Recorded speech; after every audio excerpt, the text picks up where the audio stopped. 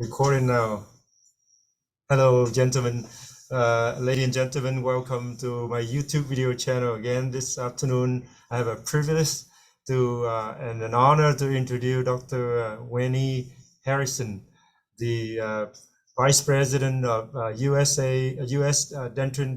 Ditron Dental Implant Company, one of a very unique dental implant technology that I have seen, and I would like to have him on our show to really help me out to and help those of you watching my channel and follow my channel and see that what we can bring to the dentistry, the next level of implant dentistry, where when you use it, you will see the confidence that you have for yourself and for your patient. So, Dr. Harrison, welcome to the podcast today. Thank you. It's very happy to be here. Dr. Harrison, would you share with the audience a little bit your journey in dentistry? How did you end up? How did you end it to become a dentist? And how long you've been practicing in dentistry? And your career change, pathway, and so on. Yeah, so I have a master's degree in education, and I was a professional musician for a number of years. I had a desire to be the principal trumpet of the San Francisco Symphony, and that just never ever worked out. And so I went back to dental school, had a family history of dentists in my family, and so I finally succumbed and went back to dental school.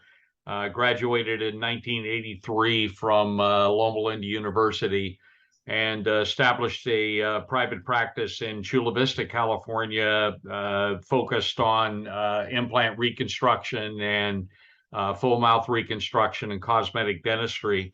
I was very fortunate early on to be introduced to Professor Brandemark and sat at his feet for almost 15 years, along with himself and Steve Perrell. And then also was fortunate enough to have been able to take the courses with John Coys and Frank Spear when they were still together. I left full-time practice in 2000 and started a career in corporate America. That was kind of was not my choice. I was diagnosed with a neuromuscular disease and didn't have the opportunity to continue practicing. And so I've been in corporate America almost as long as I practiced, and have been fortunate enough to lecture for Nobel all over the world. They trusted me while I was practicing and after. And about 3 years ago, Dr. Ole Jensen came to me and asked me if I'd be willing to come out of retirement and help him launch Ditron Dental USA. And that's where I find myself now. Beautiful. Real quick question. Are you still playing some music instrument? Yeah, I was a professional trumpet player and had great desires. I studied with the principal of the San Francisco Symphony, and I had great desires to be part of that orchestra, and it just never worked out. So dental school was a second choice. Just want to let you know that the year that you graduate from master degree in music, that's the year when I was born. So so we have a big gap, but that's the reason why I brought you in, because I love to have somebody with the experience like you, with a number of years in dentistry and life to share and shine the light to those dentists, young dentists and enthusiastic dentists who just come out from dental school and try to pick out like what are the choice that they have in dentistry. So many implant company out there, and it gets to the point where we're gonna go like, all right, so give me a choice. I have so much choice. I need to know more of one company. How is it compatible to the other? But I found Dentron the rising star for dentistry, and I'm sure you have a lot to share. So please, let us know, like, what do you find? How when you start 3 years ago the conversation, how did you really end up like working with Dentron and feel comfortable and willing to share with us? Yeah, so I think the one thing that I kind of left out of the story was that when I got out of dental school, being an older dentist, I embrace technology. And if I had any admonitions, I have a son who's a senior dental student, and I would tell him the same thing, that technology is really the difference maker, I think, in dentistry today. And there's so many technologies out there that we can embrace. Being a Nobel person and being trained by Brannemark himself, I never thought that I would ever leave that particular implant company. However, as I became associated with Ditron Dental and did the research, I discovered that the precision and quality of their manufacturing across all the different verticals, and I'll talk a little bit more about that company in a bit, that really kind of swayed me to dig a little bit deeper. And, in implant dentistry, at least in my time when I was practicing full time, the Achilles heel in implant dentistry is the implant abutment connection. And one of the things that we are always challenged with is screw loosening, screw breakage, a variety of other things. And so as I was introduced to the Ditron system, what I discovered was that screws don't come loose, screws don't break, and that the quality and precision of that particular implant abutment connection was what really attracted Dr. Jensen, and then subsequently attracted me as well. Right, absolutely. Now, you traveled to Israel before for No, no. I that's on my wish list. I have not been, but having gone through the pandemic here in the last 2.5 or 3 years, about the same time as we launched Ditron here in the U.S., we do everything, obviously, as you and I are today, with Zoom and virtual meetings. And so I work very, very closely with their engineers and people in Israel as we brought the system here to the U.S. and adapting their system to our U.S. Customs and techniques. And so that's been very rewarding. Okay, absolutely. So before we go into deeper the design and the technical part, from just to summary, how would you compare what the other kind of implant dentistry that we have there with Dentron? Like what are the unique feature of Dentron before you show us some slides and things like that? Yeah, so I mean, I think that, we're in a third generation, fourth generation of dental implants. And I think that one of the things, as you'll discover as we share some slides together, is that the person who designed our kind of flagship product, the ultimate dental implant, was a Italian prosthodontist who was very much a student of the literature. And so he had looked at all the things that had been previously tried to mitigate peri-implant disease, and he incorporated them into his design. Sure enough, that design, coupled with his partnering with the manufacturer in Israel, Ditron Precision, really has made a difference. And so, really, three things that I'll focus on as I share some slides. Number one is the design of the implant itself is designed to preserve marginal bone from the get-go. So rather than have 1.5 millimeters of bone loss, we actually have no bone loss at stage 2 delivery or when we load the implant. The second thing is the implant abutment connection. I've mentioned that many times, but we have less than 0.5 micron gap, and that's because of the precision of manufacturing, which I'll talk more about in detail. And then the third thing, which I think is equally important, is the simplicity of the system, the versatility of the system.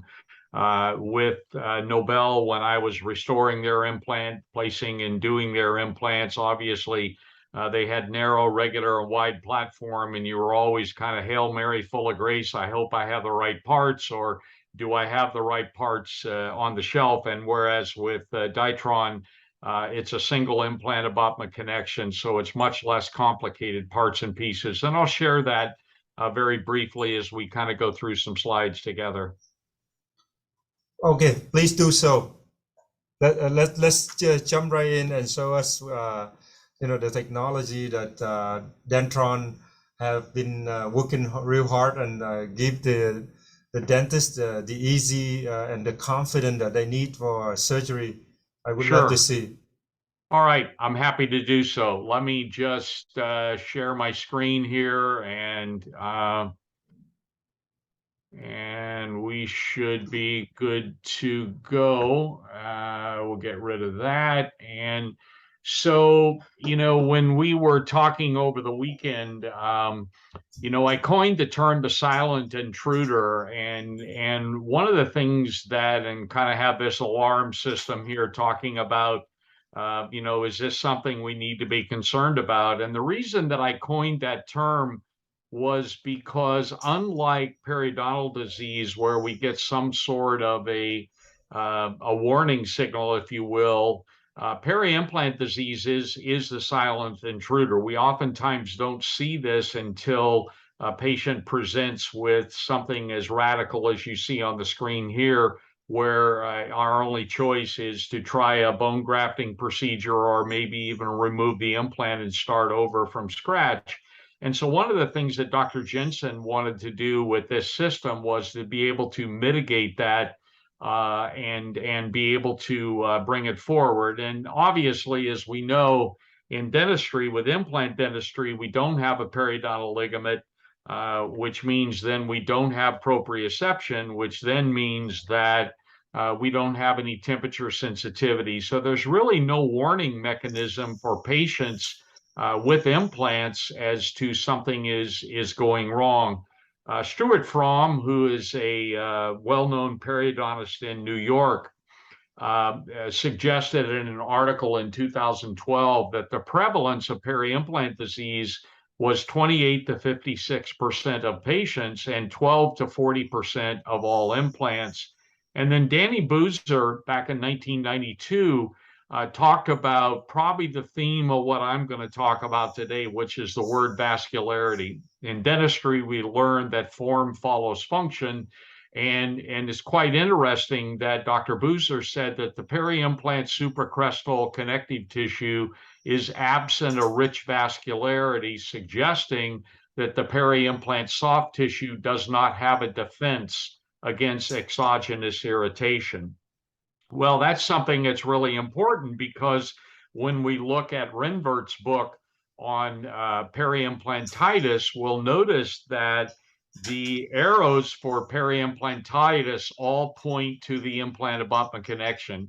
They don't point to the implant itself. And so all of this bone loss that we're experiencing is centered around the implant abutment connection itself. It doesn't have anything to do with the osseointegration of the implant. In fact, I tell people all the time that we assume osseointegration. What we don't know is what is the variability of that implant abutment connection. And so in my path in implant dentistry, I can honestly say I've probably restored each and every one of these different implant abutment connections. And what's interesting is each company comes along and says, well, mine's the best. Try this. It's going to mitigate screw loosening. It'll mitigate micro leakage under mechanical load, et cetera, et cetera. And yet what we know for a fact is that that has not really happened. And so when we look at some of the solutions that have been tried over the years to prevent or to mitigate this Achilles heel, if you will, is, we start with Dr. Lazara. So Richard and I are very close friends, and obviously was the father of the 3i implant, which is now Zimmer Biomet. And yet in his studies, he introduced this concept of platform switching, where we'd have a smaller diameter abutment against a larger diameter implant. The idea being that we could then have more bone in concert at that otherwise imperfect junction, and that we could end up with maybe less particular bone loss. I apologize. And so then when we fast forward and we look at Dennis Tarnow in 2000, said that biologic width around implants has been well documented. We're going to have vertical bone loss of 1.5 to 2 millimeters. And so that was something that, that Danza wanted to mitigate in his design. And then Tarnow went on and said that if we have 3 millimeters distance or greater between implants, that we can actually reduce that incidence of bone loss by 0.45 millimeters, whereas if we have less distance, then we're going to have a more significant defect. And then his classic article from 2003 then really talks about conventional dentistry of the distance from the crest of the bone to the contact point on adjacent teeth. And he stated that if it was 5 millimeters or less, the papillae could completely fill the space almost 100% of the time. And so what we know then is that if we follow the admin of form follows function, then we would say, well, if I don't have bone, if I've lost 1.5 millimeters or 2 millimeters of bone, then I don't have vascularity. And if I don't have vascularity, I don't have an interdental papillae. And so everything is kind of out the door. And so Dr. Jensen, in his time in Israel, and in his lectures over there, discovered a company called Ditron Precision. Now, Ditron Precision is quite an interesting company because in addition to having a medical device vertical, they also manufacture steering mechanism parts for about 70% of the cars that are on the road today. So Mercedes, Tesla, GMC, BMW, and on and on and on, as well as Formula One race cars. And all of these companies, both SpaceX, for example, with Elon Musk, some of the parts and pieces in his space rocket are manufactured by Ditron Precision. And so that Ditron Precision is held to a manufacturing tolerance of less than 3 microns. I've had a lot of arguments with different engineers and whatever over, is that even possible to manufacture at that level? And when you find someone that really understands manufacturing and different tolerances, then of course they'll say, yes, of course you can do that. And so then in an article in 2019 by Michelle Coffrin in the Journal of Clinical Biomechanics, she went on to suggest that the literature has indicated a range of 1 to 120 microns, representing a wide variability that influences the fit of prosthetic components and the mechanical stability of the entire system. And so the whole premise behind Ditron Dental was to mitigate this, and to do so, Professor Danza in early 2000 started to do research on something that he called platform switching and bone platform switching. Well, platform switching, we already know what that entails in implant dentistry, but bone platform switching is something that's quite different from that. And so what Danza was really trying to mitigate was that initial 1.5 or 2 millimeters of bone loss, which, as you can see in the aesthetic zone, again, if we don't have bone, we don't have vascularity, we don't have papillae, and now we have black triangle disease. And so that was one of the things that he wanted to be able to mitigate in his design. And so what he put forward was this design was something he called the ultimate reverse neck. And the idea behind this implant would be that the coronal portion of the implant is actually going to be smaller than the stated diameter of the implant. And so you would underprepare the osteotomy, and then when the implant goes in, with very slight compression of the crestal bone, and then everything would spring back. And because of the design of the implant coupled with the implant abutment connection, you would not have bone loss, and therefore we wouldn't experience that 1.5 or 2 millimeters of bone loss. One of the other kind of unique things that came out of that was that if you read his article that I put up from 2009, he quoted Lazara, he quoted Tarnow, he quoted several others of things that they had tried.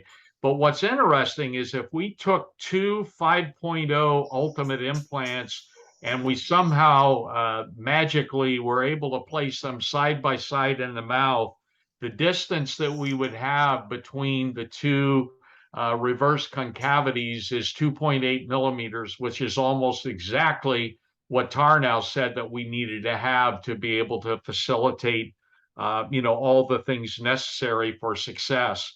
And so Danza then designed this implant with kind of 4 features.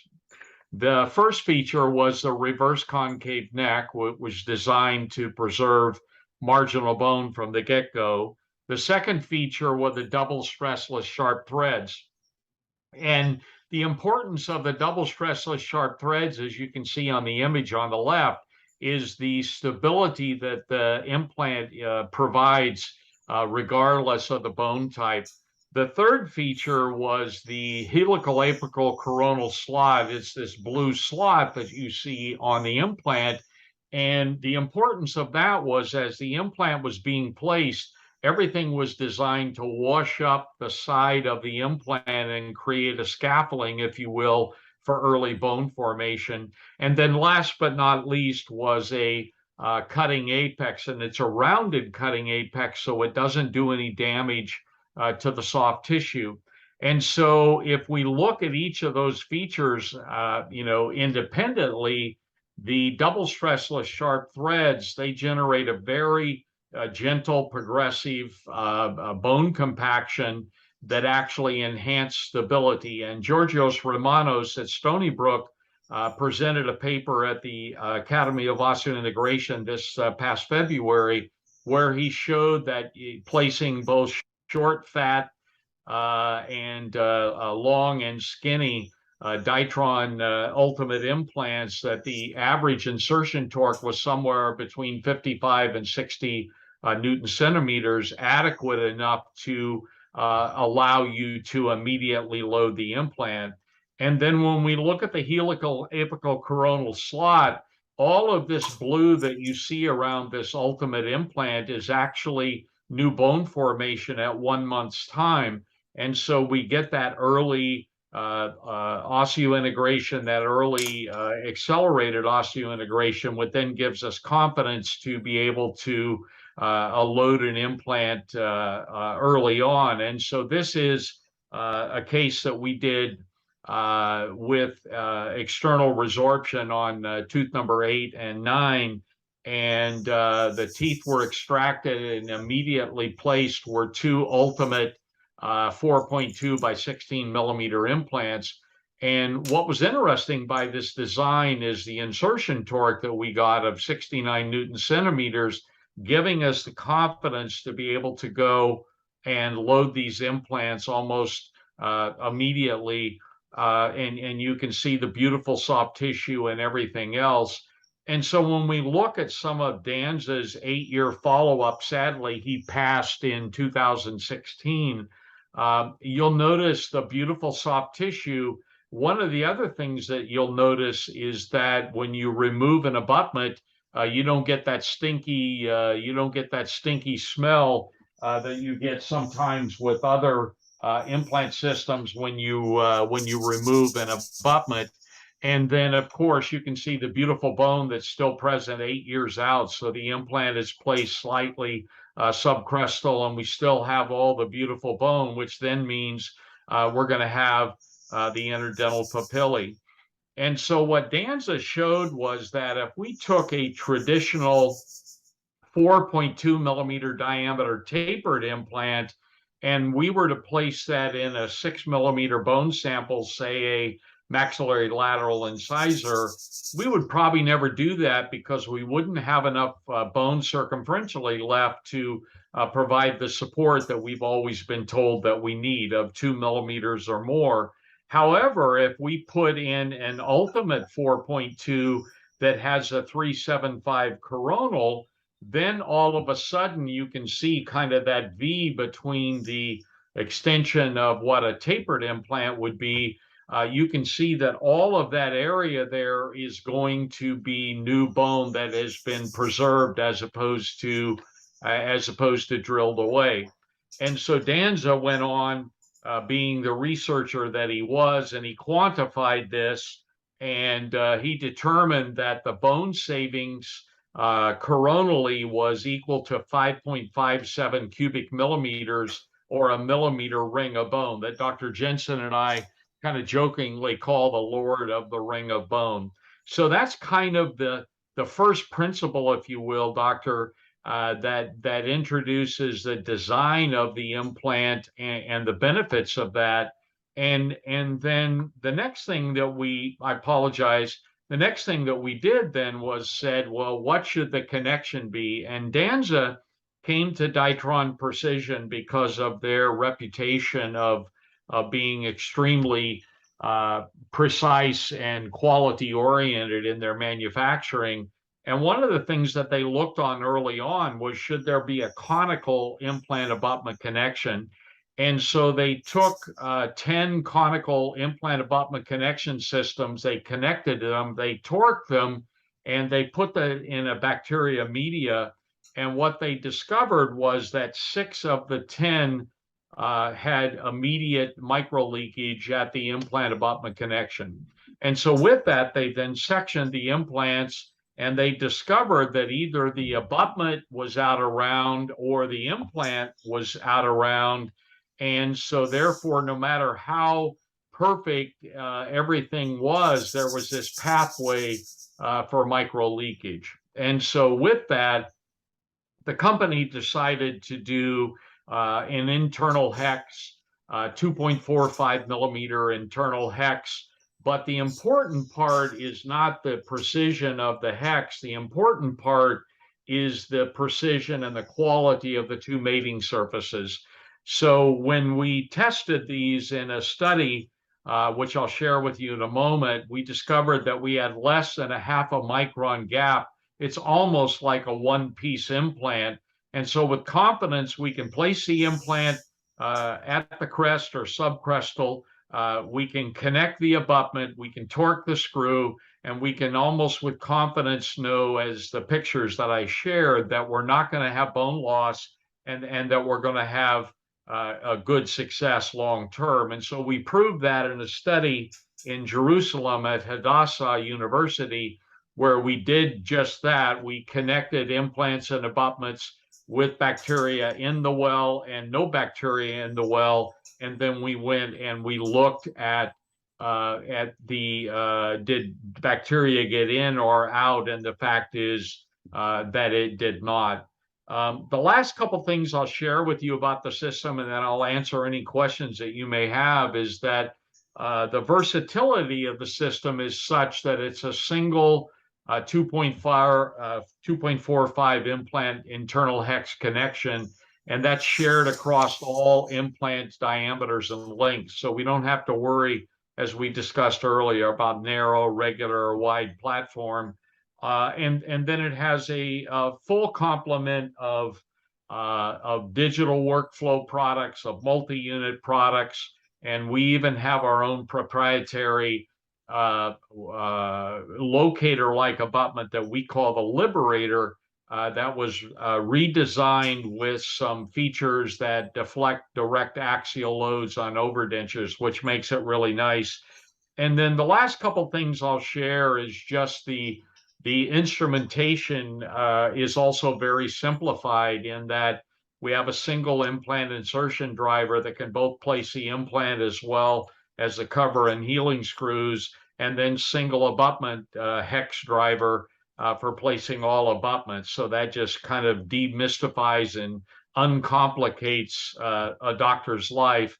And then the very last thing is just the showing you kind of putting it all together with the precision and the quality and the research of the company. This was a study that was done by Shahar, and he was extracting molar teeth on white mice and wanted to know, was there any peri-implant disease, any marginal bone loss?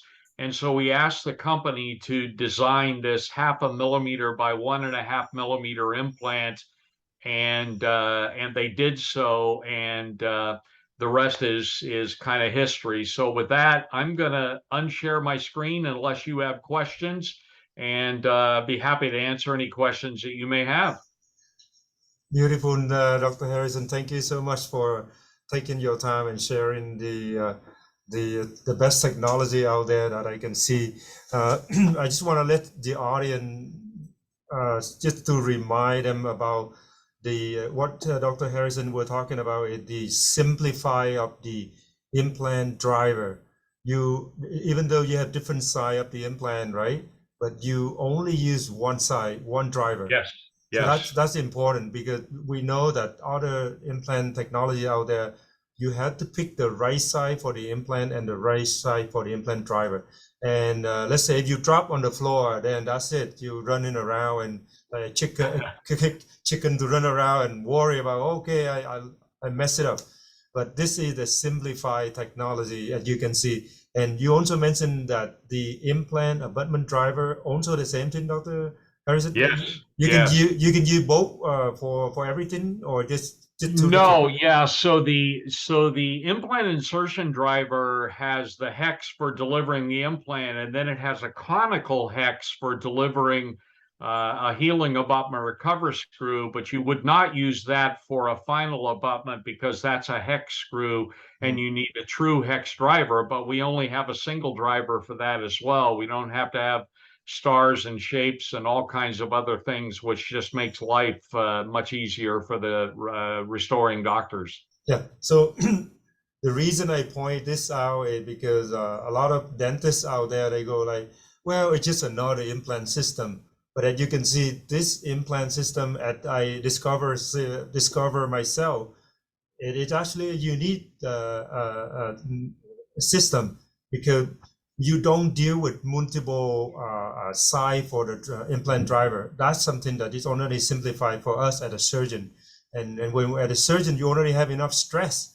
And now when you sit down, you don't have to worry about, okay, I'm gotta pick this color, right? That color, right? Is it true, Dr. Harrison? That's something that as a surgeon, we stress out on that, right? We pick the different side and look around and drop it. Oh, okay, can I change it? Let's get another one. It's always stressed, but this is something that they're trying to reduce the stress.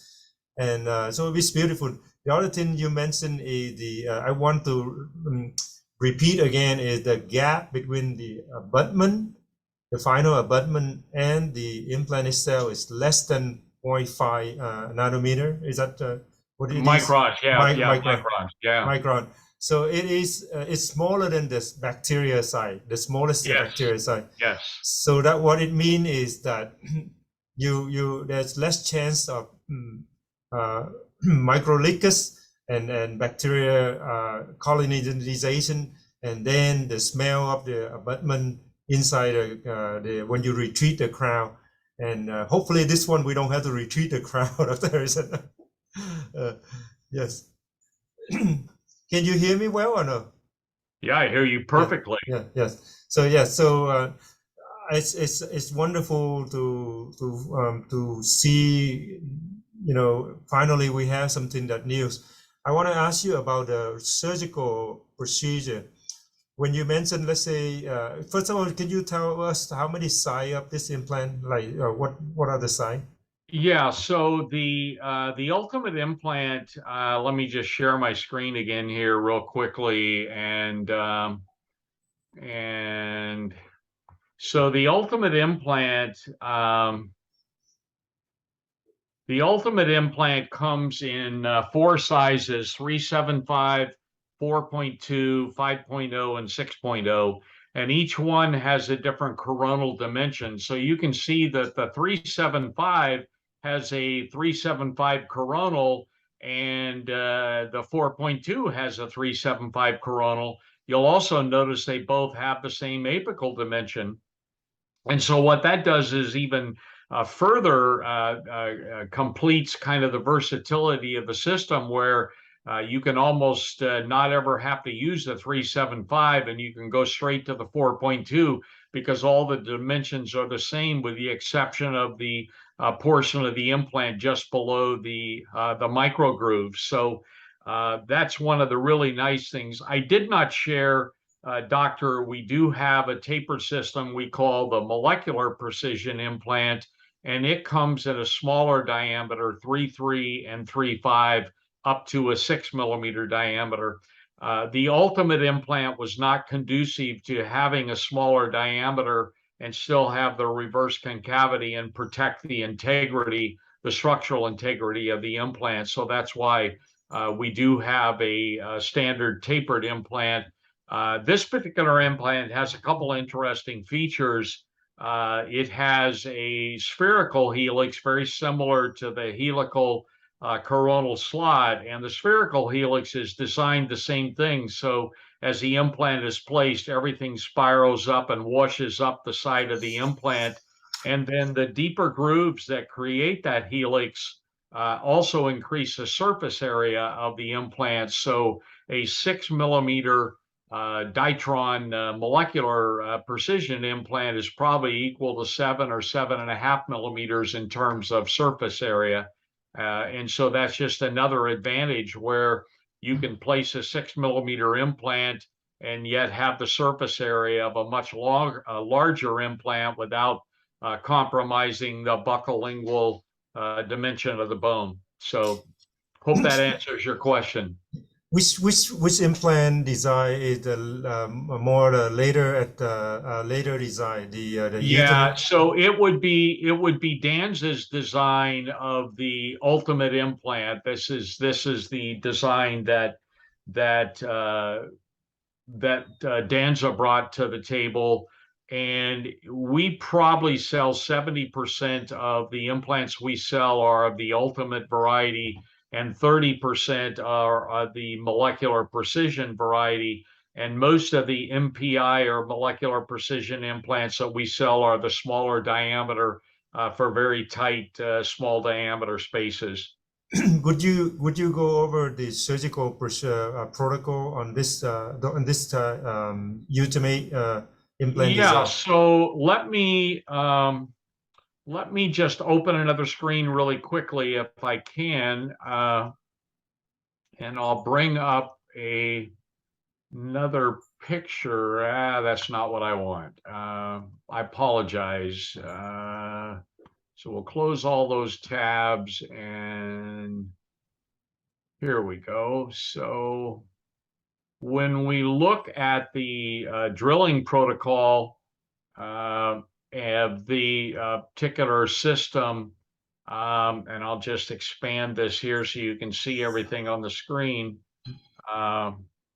So when we look, these are the different drills that we have. So we pretty much abandoned the stainless steel drills, and we focus on carbon coated drills. And so you can see the nice advantage of the carbon coated drills is that you see the silver markings on the drills. They give us a very clear indication of depth. The band is 8 and 10, and then the next band is 13 and 16. But we also make drill stopper drills, which is very nice for doctors that don't want to have to be worried about where the lines on the drills are, or whatever the case may be. But to answer your question, this is kind of the drilling sequence that we follow. So on the left-hand side would be type 3 and 4 bone, and on the right-hand side would be type 1 and 2 bone.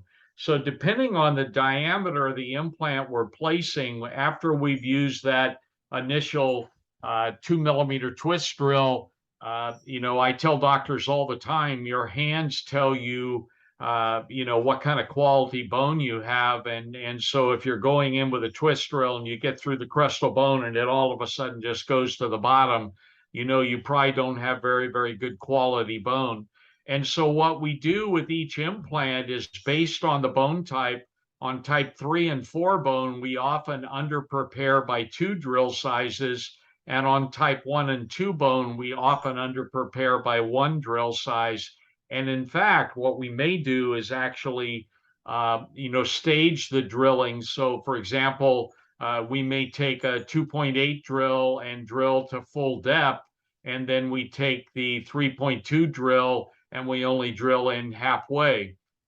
Depending on that bone type. And as each implant diameter goes up in diameter, then very similar. So here with a 4.2 implant, you can see that we may drill to full depth with a 3.8, but if the bone quality is compromised, we may only drill to halfway in with a 3.8. And then when the implant is placed, we would only expect maybe 1.5 or 2 millimeters of the implant may be exposed above the crestal bone, and then we can ratchet that implant in very carefully the remainder of the way and achieve very high initial torque and stability, which is something that's really important. So basically, one of the things I didn't mention, Doctor, which I think is really critical, and I probably should have, but I just didn't know what our time was going to be like, is that there was a study done by the dean of the dental school at Harvard, and our implant is manufactured out of medical grade 23 Thai alloy. And that's really important because 2 studies have just been done and published recently. Thai alloy, or grade 23 Thai alloy, has a very high corrosion resistance, and it also has very low oxygen content, which is good. And Gia Noble did a study at Harvard in 2018, and he was prompted to do the study by the orthopedic literature, and the orthopods were showing a peri-implant-like reaction around hips and knees, and there was no tooth or whatever there. And so as they did more investigation, what they found was that there was a medical particle release that occurred over time with the implant, a degradation of the surface. Romanos repeated that study and published a paper in January of this year. And he looked at several different implant compositions. I won't mention the implant companies, but they're very popular companies. And then he used zirconia as the control. And then Ditron Dental was also one of the implants that was looked at. And some of the very popular implant brands in the industry were shown to have medical particle release at the time of placement, which could be an early precursor, if you will, to peri-implant disease. And so that's a very important paper. And so one of the things we didn't talk about our system is all of our implants and abutments are made of this medical grade 23 Thai alloy. So that's something else that's really important about our system. Wonderful. So going back, you basically for this particular Udemy implant, let's say if you have a size 6 millimeter implant, you would your final drill probably just like a millimeter less than the. So depending on the bone type, our final drill could be 4.5 or our final drill could be 5.0. And as I say, your hands really kind of tell you that better than anything else, than any Hounsfield score you can get from a CBCT or any other type of technology. And the other thing that we know is that the insertion torque that we're getting, that average insertion torque is 55 to 60 Newton centimeters in the majority of bone types. And so that's really important for confidence of being able to immediate load.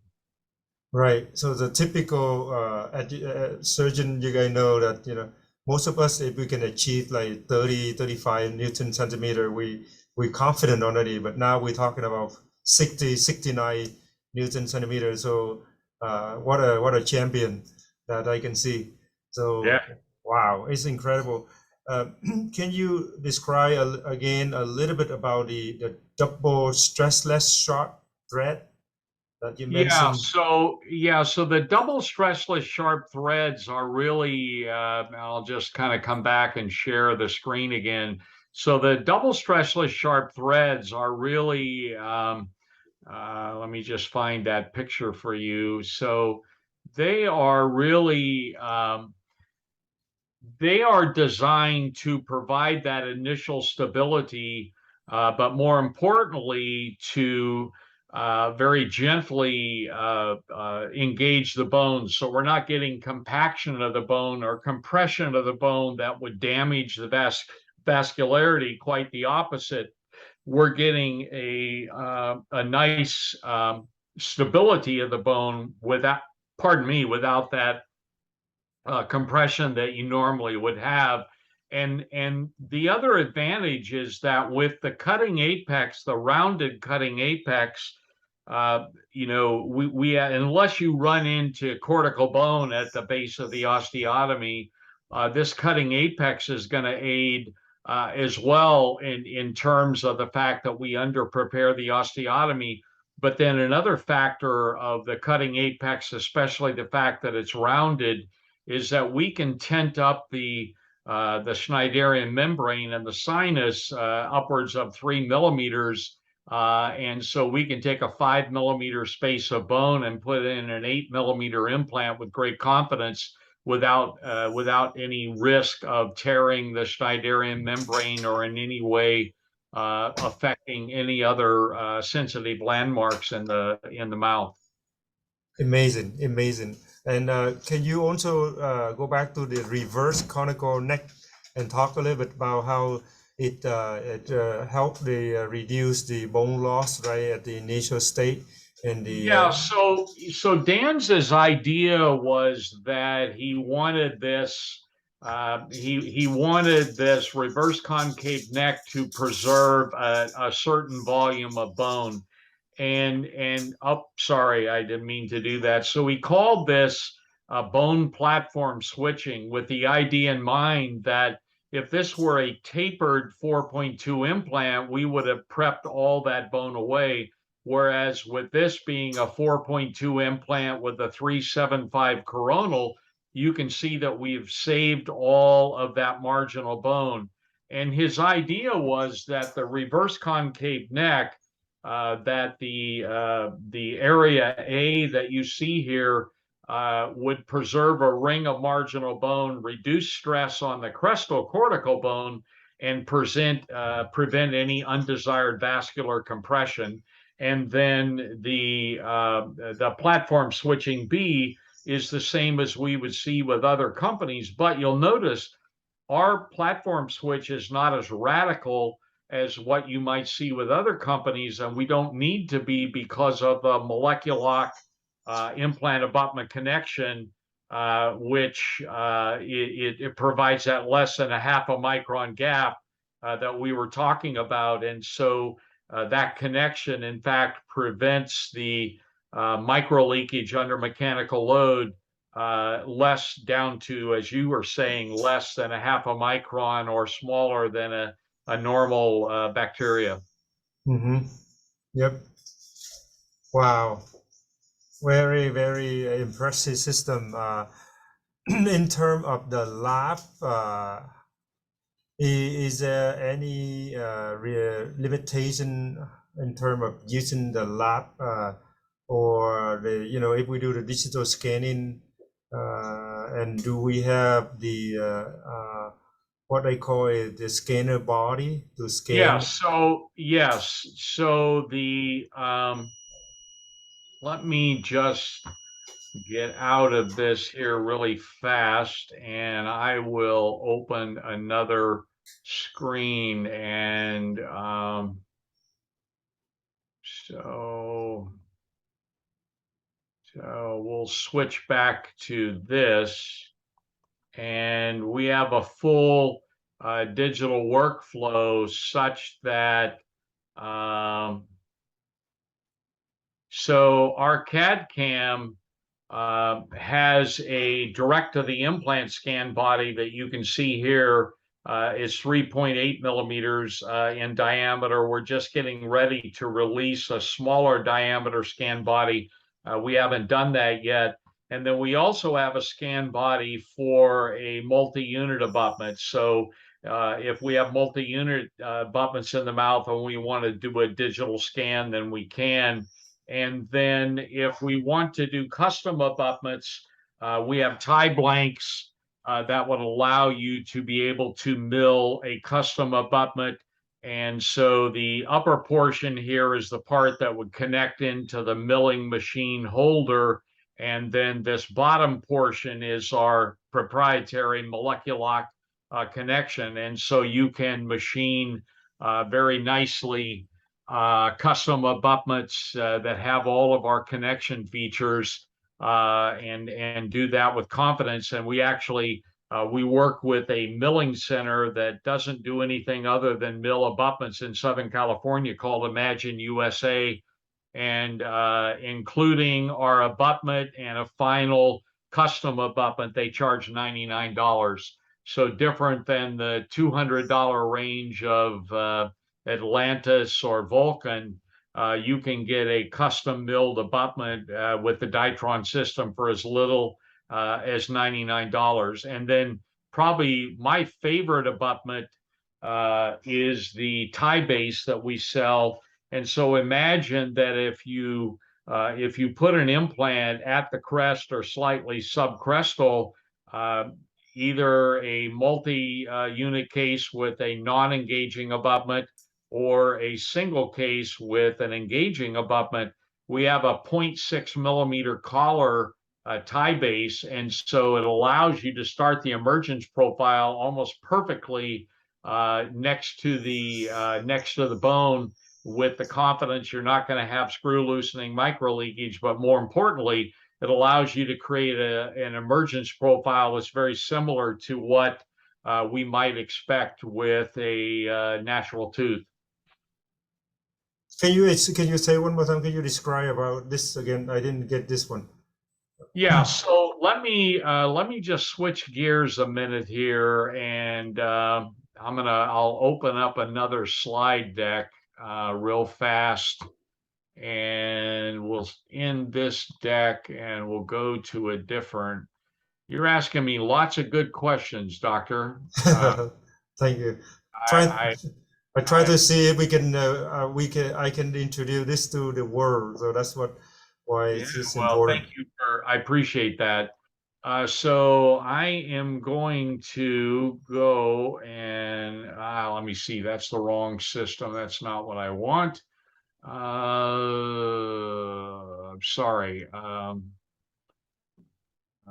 Too many screens open.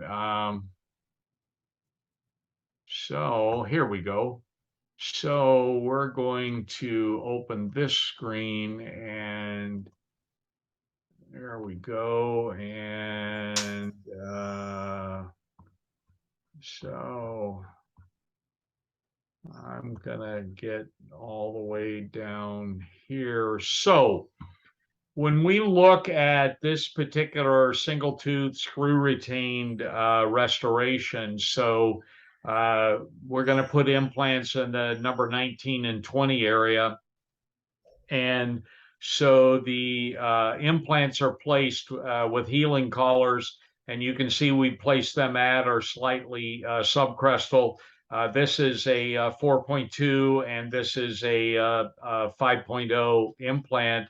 And the healing collars were put on in a single stage surgery, and we waited about 8 weeks to do the final impressions. And those impressions then were done with our scan body. And one of the other things that's unique to our system is that other systems scan bodies are either made out of a PEEK or a plastic material. Our scan bodies all have a metal or our titanium alloy connection. And so number one, they're reusable, which saves cost. And number two, they're not going to deform. So you always know when you connect this in the mouth that you're going to get a very accurate digital scan. And then we scan that and take it in this case, to the 3Shape software. We could do the same with exocad. And we're going to align our scan with the software, and then we select this tie base that has a 0.6 millimeter collar. And so the tie base, you can see, is going to be the restorative margin for the implant abutment is going to be very close to the crest of the bone. So in terms of emergence profile, we get a very ideal emergence profile, as you can see here. And whether you want to do cementable or screw retained, you can see that we very easily could do either. In this case, we cement the final crowns to the abutments outside of the mouth, and then we're going to deliver them to the mouth for the final placement. And here you can see the final placement. And we would expect that 8, 9, 10, 15 years from now, we're going to see this same kind of bone volume without the bone loss that we had shared earlier with other systems. Does that help? Really helpful. Yep. Thank you. Thank you. Dr. Harrison, it was if you can unshare your screen, and then what an awesome presentation, and I really appreciate your time and effort to share your this unique system like this, or this implant system in America, because with those of us been practicing dentistry 20 years, doing implant dentistry, when I see the Ditron, I want to know more. But I met you during the AO last year. That's right. We did. In San Diego, where we have the in the beautiful dinner at the. You were on the Midway with Joy. Yes, that's right. That's right. Yeah. So what a chance that we can come up on the podcast like this and talk about Ditron USA and dental technology. It's wonderful to see you again, and I can't wait to host you another event like this, and hopefully see you in person again soon. All right. Well, thank you so much for the opportunity, and you have a wonderful day. Thank you, sir. Take care. All right. Bye-bye. Bye-bye.